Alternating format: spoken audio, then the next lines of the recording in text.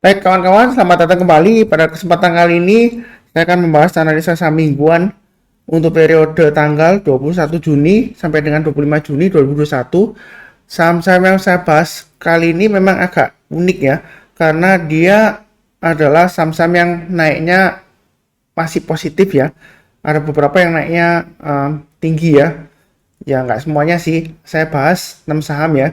Jadi dari 6 saham itu 4 saham kenaikannya di atas 5%, yang 2 saham terakhir ya, itu kenaikannya 1,61 dan 0,31% ya. Contohnya seperti Cyrex dan Diva ya, dia kenaikannya paling kecil tapi dia masih positif ya.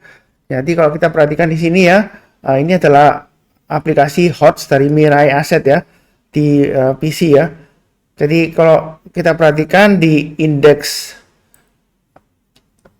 sahamnya ya, jadi mulai dari atas composite itu IHSG, ini daftar indeks-indeksnya AG45 dan sebagainya, semuanya merah ya, jadi merah dalam ya, semuanya merah. Terus kemudian ini sektornya ya, jadi sektornya itu mulai dari ini ya, IDX Basic, ini sektor-sektor yang ada di IHSG ada 11 ya, 1, 2, 3, 4, 5, 6, 7, 8, 9, 10, 11 ya, 11 sektor semuanya merah semua, kecuali ada satu yang hijau, yaitu sektor IDX Tekno ya. Jadi kalau kita urutkan berdasarkan perubahan harganya, maka kita dapatkan ada 6 saham ya. 4 saham kenaikannya lumayan fantastis ya. Jadi kali ini saya akan membahas, tujuan saya membahas ini bukan rekomendasi saham untuk beli atau bukan juga rekomendasi saham untuk jual, bukan ya. Jadi saya menggunakan prinsipnya adalah analisa saham. Jadi misalnya ya, saham Limas. Kalau Anda sudah punya saham Limas, kira-kira pasang trailing stopnya atau stop lossnya di mana? Seperti itu ya. Atau kalau dia berhasil naik lagi, kalau mau tambah lagi, average up ya istilahnya ya, itu Anda belinya di mana? Jadi kurang lebih seperti itu ya. Terus kemudian, kalau misalnya Anda belum punya sahamnya, kalau mau buy-nya sebaiknya di mana gitu ya, kalau ingin buy ya. Jadi bukan rekomendasi untuk buy atau sell ya, itu ya. Kalau sudah punya sahamnya, saya sebutkan di mana pasang trailing stopnya dan stop lossnya ya, seperti itu ya. Karena ini cukup menarik sih ya. Jadi diantara semua sektor dan indeks merah kecuali indeks tekno ya, yang berhubungan dengan teknologi. Saya bahas 6 saham, langsung aja saya bahas analisa saham mingguannya. Saya pindahkan dulu ke grafiknya ya. Ini AMI Broker. Jadi untuk chartingnya bisa pakai amibroker.com, tapi itu berbayar ya, pluginnya ya, softwarenya juga berbayar. Jadi kalau mau free bisa pakai investing.com ya, sama aja ya, investing.com. Cuma dia ada delaynya ya, delaynya kalau nggak salah sekitar 5-15 menit ya, seperti itu ya. Baik, saya mulai dulu. Yang pertama, transaksi value yang terbesar ya.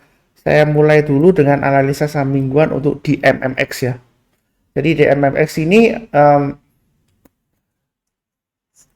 kalau kita lihat dari, kalau saya bicara dulu sekilas mengenai fundamentalnya ya. Jadi saya ini bukan ahli fundamental, bukan ya. Saya hanya sebutkan aja di MMX itu adalah emiten digital media Tama Maxima TBK ya namanya ya. Jadi katanya sih milik Raffi Ahmad ya, dalam tanda petik ya. Statistiknya sekilas saja, penjualannya dia tahun 2020 sekitar 501,7 miliar. Kemudian dari penjualan 51,7 miliar itu dia net profitnya 31,92 miliar ya. Ekuitasnya sekitar 683,99 miliar. Rasio ratio ya, jadi debt to equity ratio dia 16,91%. Jadi dia DER-nya ini dia paling kecil ya di antara yang lainnya ya. Kemudian ROE-nya dia 4,67%. Market cap-nya dia sekitar 10,77 triliun ya. Itu sekilas saja mengenai fundamental di MMX untuk akhir tahun 2020 ya periodenya ya. Jadi dia itu adalah anak perusahaan dari, seingat saya, NFCX ya. Masih satu grup dengan MCAS ya. Tahu saya sih itu Kresna Group ya. Jadi dia bergerak dalam bidang perdagangan digital dan platform digital ya, seperti itu ya. Mungkin untuk lebih detailnya ya bisa cek di websitenya masing-masing ya. Jadi saya hanya sebutkan aja secara sekilas. Terakhir kenaikannya salah satu faktornya adalah mungkin ya si cepat menambah kepemilikannya di DMMX ya. Mungkin aja karena faktor itu juga. Jadi kalau kita lihat dari weekly-nya ini dia sebelumnya kan dia breakout, terus kemudian 3 minggu berturut-turut dia naik tinggi ya, 3 minggu berturut-turut ya, kemudian dia koreksi. Nah, minggu lalu dia itu higher low, walaupun dia lower high ya, tapi dia higher low dan higher close ya, seperti itu ya. Nah, ini candlenya hijau. Apakah ada kemungkinan dia breakout ke atas 1475 Pak Sunar minggu ini ya? Minggu 21 Juni sampai dengan 25 Juni 2021 ya. Kemungkinan selalu ada ya. Seperti itu ya. Jadi jangan terlalu takut. Memang IHSG-nya masih cenderung resiko ya. Terakhir hari Jumat tanggal 18 Juni ya. Dia turunnya cukup dalam ya. Seperti itu ya. Jadi kita fokusnya di saham-sahamnya langsung, bukan di indeks harga saham gabungan, bukan ya. Apalagi kalau sektornya IDX Tekno ini dia masih kuat ya. Walaupun sektor lainnya merah semua ya. Indeksnya kebanyakan merah semua, dia aja yang hijau ya. Baik, kita lihat di sini kalau dilihat dari daily-nya yang sudah punya pasang aja trailing stop-nya atau stop loss-nya ya. Misalnya kalau beli di atas ya berarti stop loss di 1355, kemudian maksimum di 1135. Ini intinya di sini ya. Selama dia bertahan di atasnya 1135, sebenarnya dia masih cukup bagus ya, seperti itu ya. Ini saya kasih garisnya tebel aja 1135 ya. Jadi selama bertahan di atas 1135 dia masih ada peluang untuk breakout, seperti itu ya. Kalau mau buy ada dua pilihan, buy on weakness ya. Itu maksudnya kalau dia terkoreksi sekitar area 1135 sampai dengan 1200. Jadi kalau dia koreksi nyentuh 1135, kalau dia berhasil rebound atau mantul ke atas ya barusan kita buy ya. Mantul ke atas 1200 kita buy. Seperti itu. Kalau mau buy sekarang Pak Sunar boleh nggak? Ya boleh aja ya. Antisipasi kalau dia berhasil breakout, jadi belinya sedikit aja. Volumenya dia juga mendukung ya. Kalau kita lihat di sini 2 hari terakhir ya, hari Kamis dan Jumat ya, dia naik dari rata-rata 5 harinya ya. Itu di MMX ya. Jadi kalau dia berhasil breakout ke atas 1475, boleh buy ya, tambah lagi. Kalau mau buy sekarang boleh aja, asalkan pasang stop lossnya di 1355, maksimum di 1135 ya. Jadi kalau misalnya kebanyakan Pak Sunar antara 1355 dan 1135, kalau mau pasang stop lossnya lagi di area mana? 1255 ya. Itu kalau misalnya kebanyakan ya. Jadi pasangnya di sana. Kemudian kalau mau beli sekarang boleh aja, tapi jangan banyak-banyak ya, bertahap aja. Kalau dia berhasil breakout ke atas 1475, boleh tambah lagi, boleh ya. Maka target price terdekatnya adalah 1600. Kalau dia berhasil breakout ke atas 1600, Pak Sunar, kira-kira target price berikutnya di mana? Nah, menurut saya ya, kemungkinan besar kalau dia berhasil breakout lagi naik ke atas 1600, target berikutnya adalah 1800, begitu ya. Ada kemungkinan nggak Pak Sunar capai 1800? Kemungkinan selalu ada ya. Jadi intinya dia masih istilahnya konsolidasi ya. Konsolidasinya itu di area kurang lebih nih ya. Di candlenya yang mingguan 11 Juni nih ya. Ini mingguan 11 Juni itu hanya kan di 1475. Low-nya di 1150. Jadi minggu ini dia akan kecenderungan tuh konsolidasi istilahnya ya, sideways ya. Di range-nya yang ini ya. Seperti itu ya. Kurang lebih cukup untuk analisa saham mingguan untuk DMMX.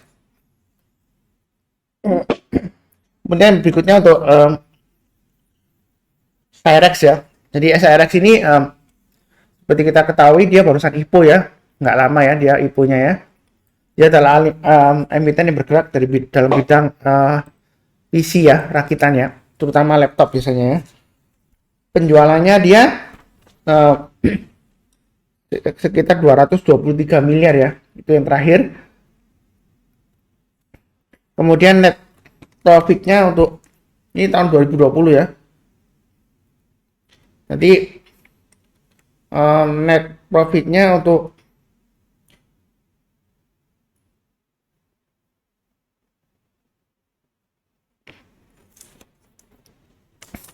profitnya di sini kita lihat 36,38 miliar.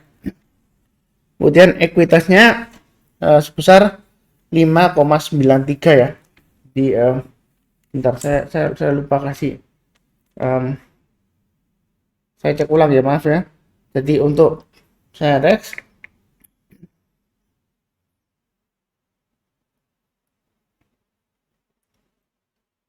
Untuk ekuitasnya kalau kita perhatikan di sini 51,93 miliar ya. Jadi kalau kita perhatikan ROE-nya, dia ROE-nya terus terang paling tinggi di antara semua saham yang dibahas di video ini ya. ROE-nya dia 70%. Debt to equity ratio-nya dia 149,71%. Market cap-nya 840 miliar. Seperti itu ya. Jadi kira-kira Pak Sunar mingguannya gimana teknikalnya gitu ya. Jadi coba kita lihat pergerakannya ya. Untuk candle weekly-nya dia walaupun lower low tapi dia higher high dan higher close ya, seperti itu ya. Kalau kita lihat di sini 1 2 3 4 ya. Dia itu setelah mingguannya dia selalu higher high ya, seperti itu ya. Jadi ada kemungkinan nggak Pak Sunar minggu ini dia masih naik lagi? Kemungkinan selalu ada ya. Karena tadi 1 2 3 4 sejak dia terkoreksi ya, dia selalu higher high, seperti itu ya. Ada kemungkinan breakout lagi nggak Pak Sunar? Kemungkinan selalu ada. Jadi saya kembali ke daily-nya. Kalau kita perhatikan di sini yang sudah punya ya Pak Sunar, kira-kira pasang trailing stop-nya di mana? Levelnya 625 ya. 625, kalau dia turun di banyak 625 lebih baik jual dulu. Kemudian kalau turun lagi di banyak 555 lebih baik jual dulu semuanya, seperti itu ya. Itu untuk Cyrex. Oke.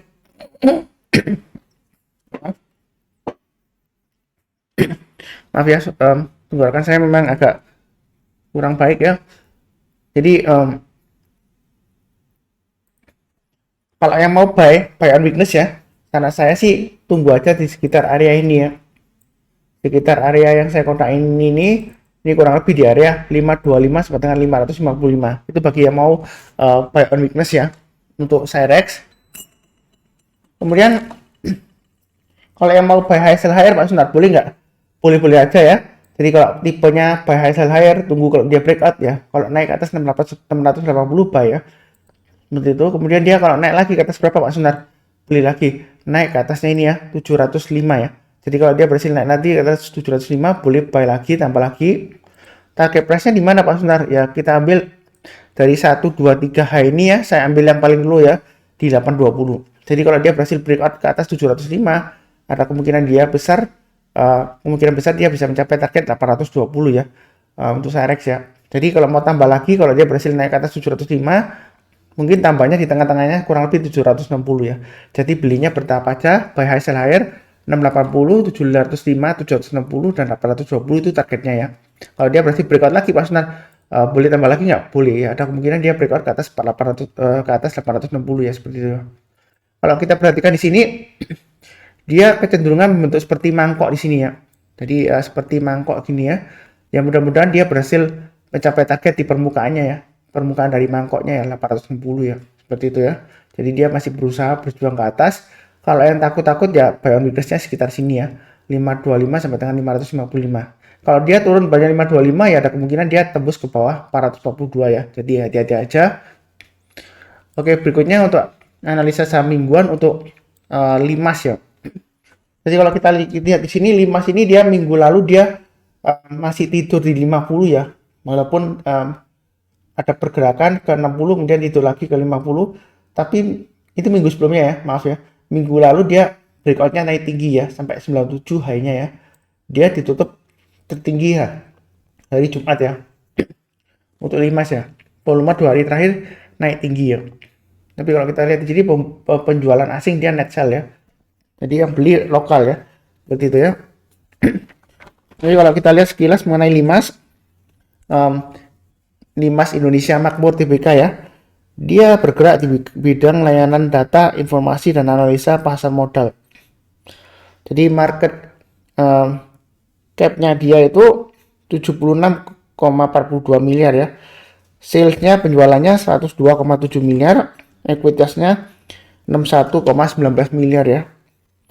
Net profit-nya dia rugi ya. Jadi rugi minus 34,6 miliar ya, rugi ya. Kemudian debt to equity ratio-nya dia tinggi ya, 364,05%. ROE-nya, return on equity-nya dia negatif 5,66% ya. Jadi secara fundamental dia kurang begitu bagus ya. Ini berdasarkan data dari laporan keuangan tahunan 2020 ya, akhir Desember 2020. Jadi untuk Limas ini harganya kok arah Pak Sunar. Yang sudah punya bagaimana Pak Sunar? Yang sudah punya silakan aja pasang trailing stopnya ya. Ya pasangnya di mana Pak Sunar? Nah ini saya pakai hourly chart ya supaya kelihatan. Pasang aja trailing stopnya di area di sini ya. Ini di low-nya di sebentar 90 ya.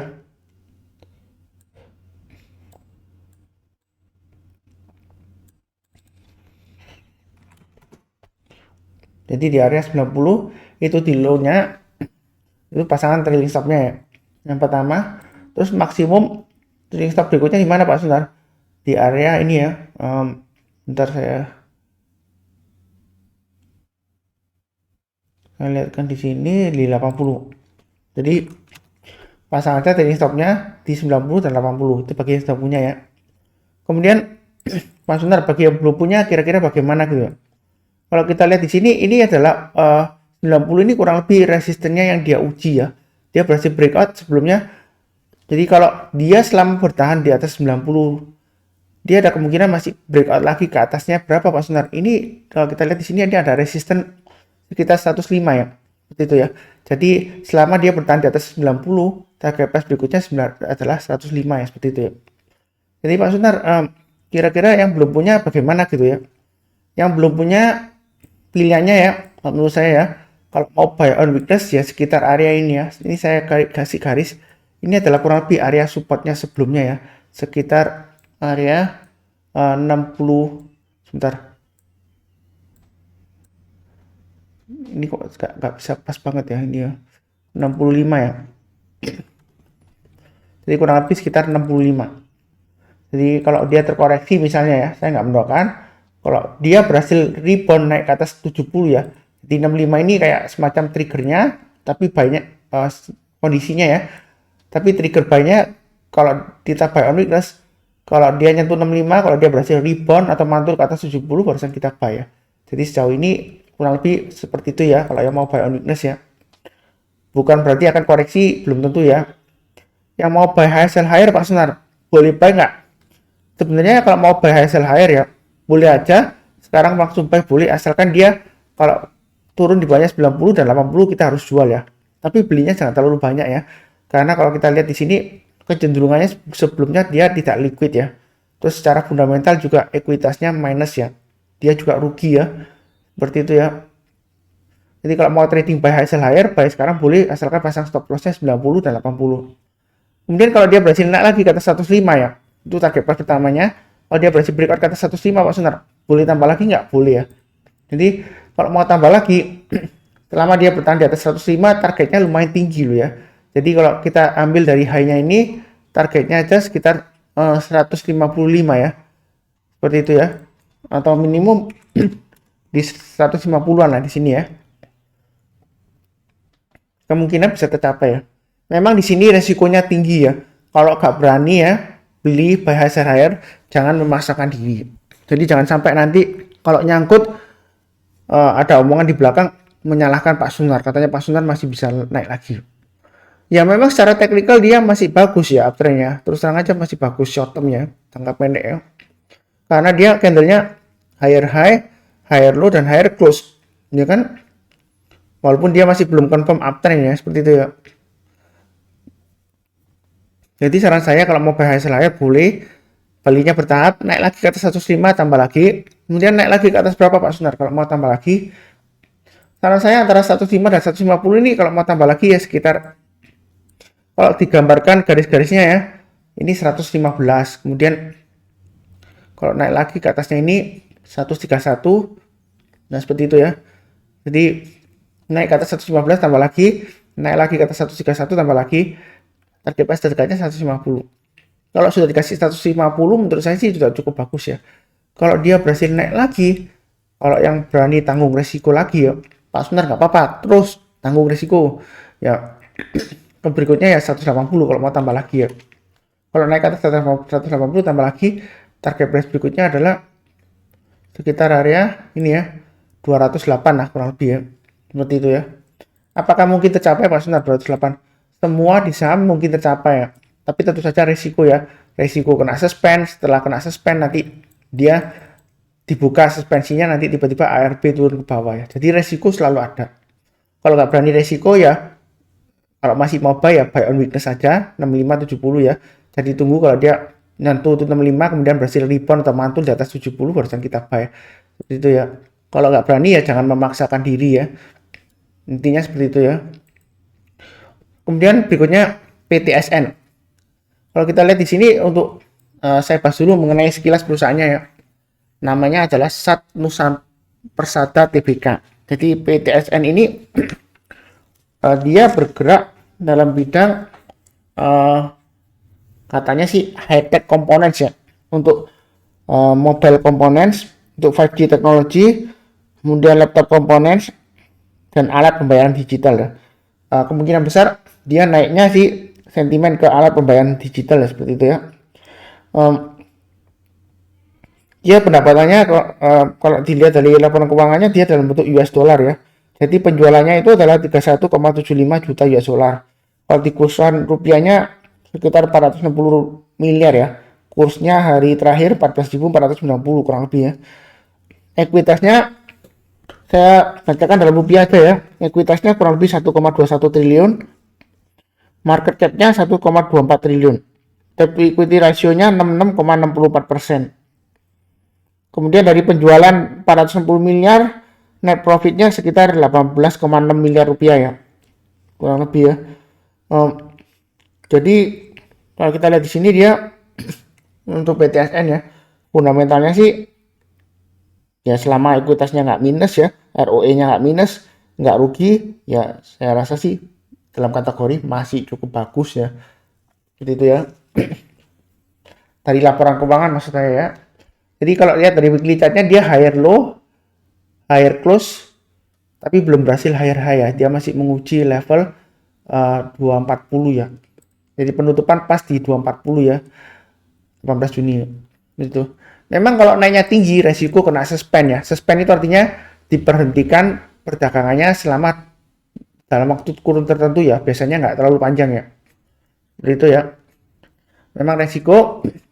Jadinya sudah punya Pak Sunar, pasang trailing stop-nya, stop loss-nya di mana?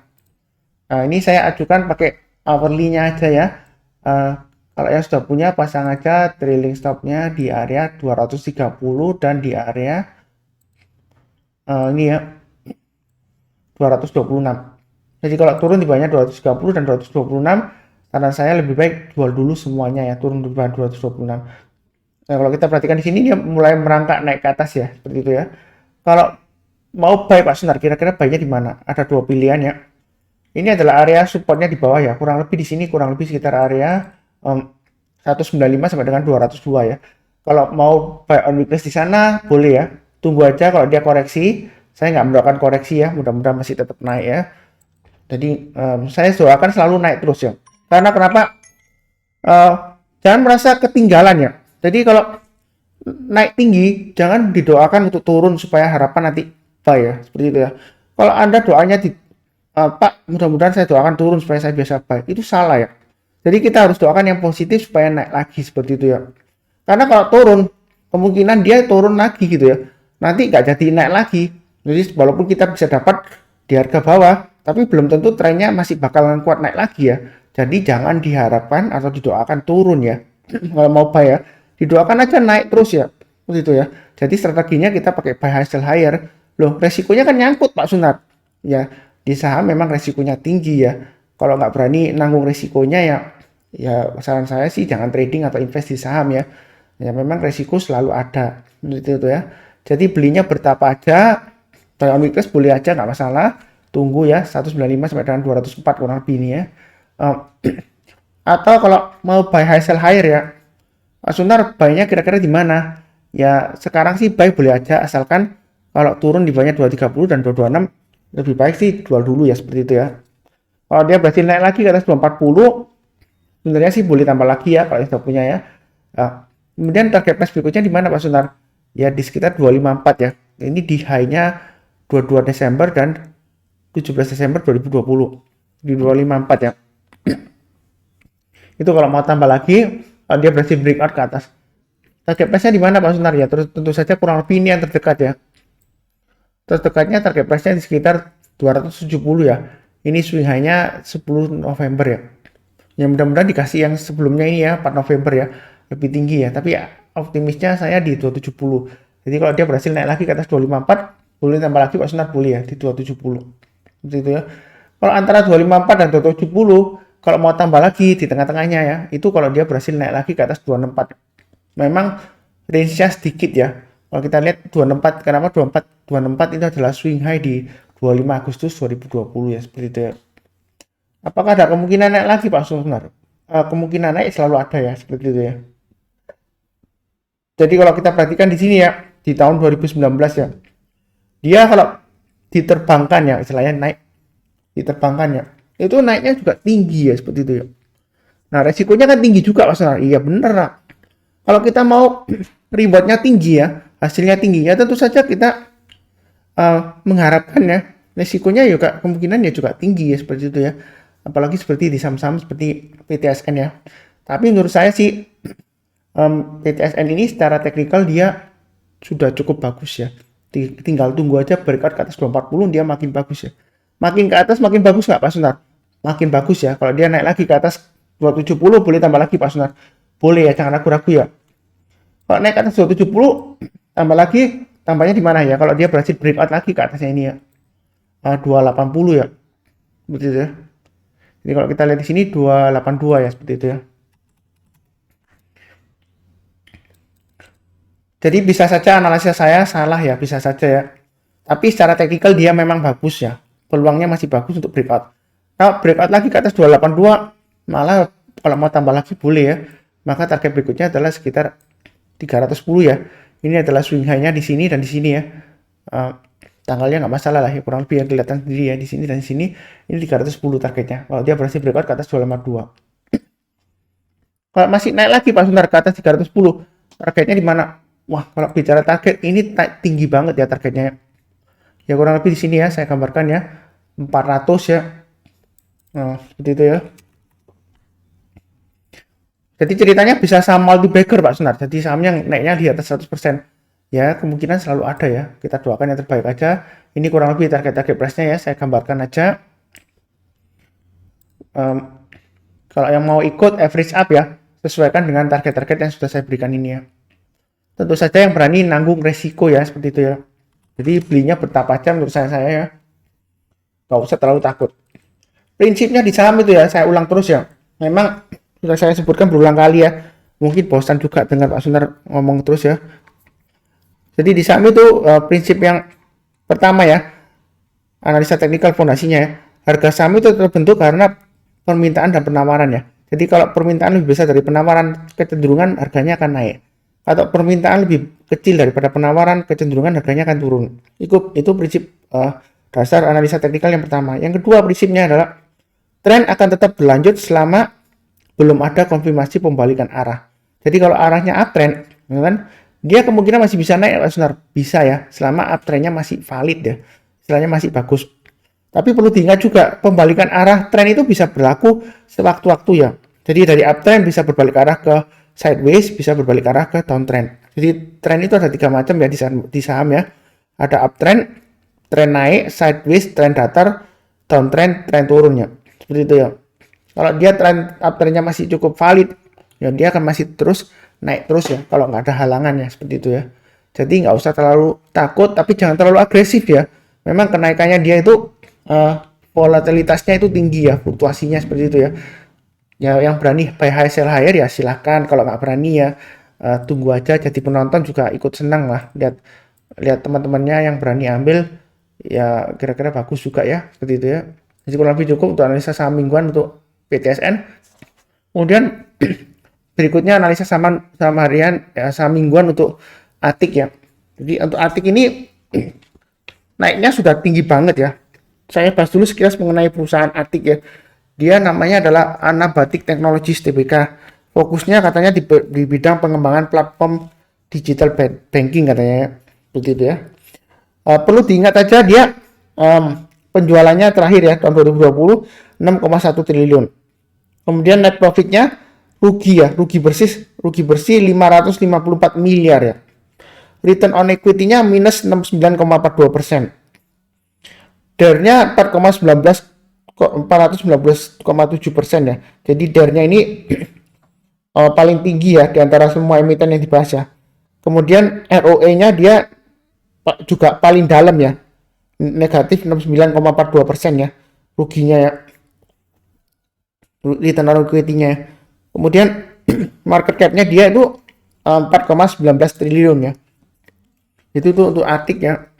Memang sahamnya nggak liquid banget, tiba-tiba aja minggu lalu liquid. Nah ini luar biasa Pak Sunan. Resiko kena suspend nggak Pak Sunan? Resiko kena suspend selalu ada ya. Jadi yang sudah punya ya hati-hati aja seperti itu ya. Kira-kira pasang trailing stopnya di mana Pak Sunar kalau sudah punya? Karena setiap kalau kita lihat dari hourly-nya ini kenaikannya dia batangnya tinggi-tinggi ya. Batang dari candlestick-nya ya, bodinya maksud saya ya. Jadi kalau mau pasang trailing stop di mana? Sebentar saya lihat dulu dari sejarahnya ya. Sejarahnya di sini hanya di sini sekitar bentar ya. 1410 ya. Jadi saya pakai acuan bilangan bulat aja ya. Kalau pakai ini kan 1810 ya. Jadi ada kemungkinan dia pasang trailing stopnya ya. Kalau dia turun banyak 1810, saran saya sih jual dulu sebagian. Kemudian saya pakai acuan 1710 aja ya. Kalau turun banyak 1710, jual lagi ya. Seperti itu ya. Itu pemasangan trailing stopnya atau stop lossnya ya. Tergantung belinya di mana ya. Jadi saya gunakan acuan 1810 ya. Kalau turun bawahnya itu lebih baik jual dulu sebagian, turun bawahnya 1710 jual dulu sebagian, turun bawahnya 1610 jual dulu lagi ya. Kalau turun bawahnya 1410 dan saya sih jual dulu semuanya seperti itu ya. Kalau mau buy high sell higher Pak Sunar, boleh nggak Pak Sunar? Kalau buy high sell higher saran saya sih jangan ya. Jadi yang belum punya jangan buy. Kenapa jangan buy? Nah ini kalau kita perhatikan di weekly chartnya ya. Memang di sini kita perhatikan dalam sejarahnya dia weekly-nya ya di sini ya. Di awal tahun 2021 dia naik tinggi, tapi minggu depannya dia masih bisa higher high ya. Seperti ini kan dia higher high, tapi dia ekornya panjang ke atas seperti itu ya. Kemudian dia terkoreksi lagi. Jadi daripada resiko nyangkut, kena suspend, ARB dan sebagainya, lebih baik saran saya kalau mau buy jangan dulu ya seperti itu ya. Karena kecenderungannya di jauh ke belakang sebelumnya kalau dia dalam 1 minggu naik tinggi, kecenderungannya minggu depannya koreksi ya sampai 3 minggu sampai 4 minggu ke depan ya. Jadi kalaupun mau buy on weakness ya, wait and see ya. Kemungkinan kalau mau tunggu, saran saya ya mungkin tunggu di area sekitar yang saya kotain ini ya, 1100-an ya. Jadi kalau dia koreksi sampai 1100 kemudian berhasil naik ke atas 1100 barusan mulai buy. Itu kalau dia mulai rebound lagi ya. Kalau volumenya lebih tinggi dari rata-rata 5 hari ya. Perhatikan volumenya juga. Jadi saya nggak mengharapkan koreksi nggak ya. Mudah-mudahan masih bisa naik lagi bisa ya. Ya mudah-mudahan aja. Misalnya Pak Sunar, kalau itu berhasil naik lagi Pak Sunar, kira-kira target price-nya di mana gitu ya? Ya kita coba aja pakai Fibonacci retracement ya. Jangan sih, saya pakai Fibonacci extension aja ya. Kalau kita tarik Fibonacci extension 3 titik ya, 1, 2, 3 titik ini ya. Ya ini target 161,8% sudah tercapai ya di sekitar 1680-an ya. Jadi mau pakai stop loss atau trailing stop pakai garis-garis yang saya sudah kasih atau pakai Fibonacci retracement atau extension level juga boleh ya. Nah ini 161,8% sudah tercapai ya. Seperti itu ya. Target price-nya kalau dia berhasil naik lagi ke atas 1810, kemungkinan besar adalah targetnya di 2300 ya. Seperti itu ya. Nah Pak Sunar, ini harga sahamnya kok naik terus ya Pak Sunar. Padahal emitennya itu ruginya nggak tanggung-tanggung ya, 554 miliar ya, gitu. Nah harga sahamnya kok malah naik. Ada perusahaan yang untung harga sahamnya malah turun ya. Ya perlu diingat ya, fundamental dan analisa teknikal ya, itu prinsip dasarnya beda ya. Kalau fundamental itu dia berdasarkan laporan keuangan, kemudian manajemen ya, juga dilihat dari ekonomi makro dan mikronya seperti apa ya. Kalau analisa teknikal, dia tuh lihatnya dari pergerakan harganya seperti itu ya. Jadi beda jauh ya. dasarnya itu beda. Jadi kalau dikaitkan memang kadang-kadang agak susah ya seperti itu ya. Jadi mungkin saja ya. Biasanya kalau ada orang-orang yang tanya saya seperti itu, dia emitennya rugi kok. Harga sahamnya naik tinggi ya. Ya biasanya saya setengah bercanda aja ya, nggak menyinggung siapapun juga. Kalau saya jadi pemilik perusahaannya ya,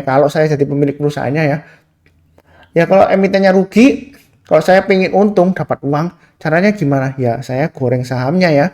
Jadi gimana caranya supaya saham saya bisa naik ya? Entah itu menggunakan beberapa orang ya, lewat beberapa orang supaya harganya naik ya seperti itu ya. Tapi saya nggak menuduh nggak ya. Itu asumsi saya. Kalau saya misalnya punya perusahaan ya ruginya besar, ya kepengen untung dari mana? Ya kebetulan saya kan punya go public di saham ya, di bursa saham. Ya saya coba aja naikkan sahamnya. Apalagi dalam kondisi sekarang kan sentimennya kan teknologi ya. Apalagi katanya Warren Buffett mulai melirik bank digital seperti itu ya. Sekarang semuanya katanya serba di bank digital. Makanya kan emiten-emiten yang kecil-kecil, bank itu kan bank kecil-kecil ya, dapat izin bank digital, langsung sahamnya naik tinggi, digoreng naik tinggi seperti itu ya. Padahal perlu diingatkan lagi ya, kalau dia convert ke bank digital ya, dia belum tentu untung ya. Jadi dengan convert bisnisnya ke bank digital, belum tentu untung ya. Siapa yang jamin kalau digital pasti untung? Belum tentu ya. Dari segi alat pembayaran aja ya, seperti OVO, GoPay, Shopee ya, itu kan dia kan seringkali menebar cashback ya, seperti itu ya, free ongkos kirim ya kalau di Shopee ya, kalau pakai Shopee Pay dan sebagainya ya. Dia kan ada duit yang dikeluarkan ya, ada pengeluaran ya seperti itu ya. Nah kira-kira pendapatannya dan pengeluarannya sebanding nggak gitu deh. Dia belum tentu untung ya. Bahkan dulu seingat saya OVO itu pertama kali waktu dia keluar, dia rajin bakar-bakar duit ya. Rajin bakar duit, kasih cashback ya, OVO Points ya. Terus OVO Points-nya bisa dibelanjain lagi ya, begitu ya. Jadi GoPay juga bakar-bakar duit juga ya, menurut saya ya. Dia sering kasih cashback juga ya, seperti itu ya. Nah kalau kita lihat di sini, pembelian asing juga naik tinggi ya, nggak tahu kenapa ya. Ini grafiknya bener atau enggak, katanya bener ya, nanti coba dicek. Jadi 4 hari ini kenaikannya luar biasa ya. Kalau saran saya sih, kalau belum punya ya jangan ikutan buy ya, seperti itu ya, tunggu aja di bawah ya. Atau nanti kalau dia sudah konsolidasi, kalau dia berhasil breakout lagi barusan kita buy. Tapi sampai di mana kita belum tahu pasti ya. Jadi untuk Atik ini saran saya masih belum buy. Kemudian berikutnya untuk Diva. Diva ini dia bergerak dalam bidang penjualan pulsa elektrik kalau salah ya, dan dealer produk telekomunikasi. Jadi kalau kita lihat penjualannya 3,69 triliun, net profitnya 65,81 miliar, ekuitasnya 837 miliar, return on equity-nya 7,85%, DER-nya dia 32,58%. DER-nya dia itu terkecil kedua ya. Yang pertama DER yang paling kecil DMFX ya, debt to equity ratio ya. Market cap-nya dia 2,34 triliun. Memang pergerakan harga sahamnya tidak liquid ya. Saya ulangi lagi, pergerakan harga sahamnya itu dia volumenya tidak liquid. Jadi kalau buy hati-hati aja. Yang sudah punya Pak Sunar, kira-kira pasang trailing stop-nya di mana? Saya pakai acuan ini aja gampang ya, swing low-nya yang ini ya. Ini di area 3100, itu yang sudah punya pasang stop loss-nya di sana ya. Kemudian maksimum di 2970 lah. Kalau dia turun di banyak 2970, kemungkinan ini 2890 ini ditembus ke bawah ya. Jadi kalau turun banyak 2970 resikonya besar. Jadi pasang stop loss-nya di sana. Kalau mau buy sekarang Pak Sunar, kira-kira bagaimana gitu? Kalau buy on weakness ya, kalau buy on weakness sebenarnya sih selama dia bertahan di atas 3100 masih cukup bagus ya. Jadi buy on weakness-nya memang kurang lebih di area 2970 sampai dengan 3100. Dia sebelumnya memang pergerakannya sideways ya. Ini beberapa kali dia mencoba tembus resisten gagal ya. Akhirnya dia berhasil tapi kemudian masuk lagi ya. Jadi minggu ini dia akan berusaha untuk tembus resisten ke atas 3400. Yang mau buy sekarang boleh aja pasang stop loss-nya di 3100 sampai dengan pasang stop loss maksimum di 2970. Kalau mau buy high sell higher, ya kalau dia berhasil naik ke atas 3400, buy target pertamanya di 3700 ya. Kemudian kalau dia berhasil naik lagi ke atas 3700 Pak Sunar, kira-kira target price-nya di mana ya? Kita lihat dari mingguannya di sini ya. Target price-nya di 4030. Tapi di tengah-tengahnya antara 3.700 dan 4.030 ada checkpoint ya. Checkpointnya di 3870. Jadi kalau dia uh, gagal naik ke atas 3870 ya berarti saatnya take profit ya. Jadi jangan ngarep-ngarep ke 4030 ya. Seperti itu. Memang secara trennya ya uptrendnya masih cukup bagus ya. Jadi secara analisa teknikal uptrendnya masih cukup bagus ya. Walaupun dia masuk lagi dalam area konsolidasi antara 2970 sampai dengan 3400 ya saat ini ya. Masuk area itu ya. Jadi ya terserah lah keputusannya mau buy on weakness atau buy-nya bertahap aja mulai dari sekarang nanti breakout lagi ke atas 3400 ditambah lagi ya dan seterusnya. Tapi belinya jangan terlalu banyak ya seperti itu ya. Saya rasa sih kurang lebih cukup ya untuk analisa saham mingguan untuk TMMX, Cerex, Limas, WTSN, Atik, dan Diva untuk periode 21 Juni 2021 sampai dengan 25 Juni 2021. Jadi saya ingatkan lagi, ini adalah sifatnya analisa saham, bukan rekomendasi saham beli atau jual ya. Jadi kalau misalnya Anda punya sahamnya, pasang stop lossnya di mana, trading stopnya di mana gitu ya. Kalau mau tambah lagi, belinya di mana seperti itu ya. Kalau belum punya sahamnya, buy on weakness-nya, kalau dia koreksi istilahnya buy on weakness-nya. Buy on weakness-nya di mana, kemudian kalau dia breakout buy high sell higher di mana seperti itu ya. Kalau untuk DeFi ini terus terang dia paling tidak liquid di antara 6 saham yang saya bahas ini ya. Sekian, jangan lupa subscribe dan like ya. Komentar kalau mau tanya boleh ya. Terima kasih banyak.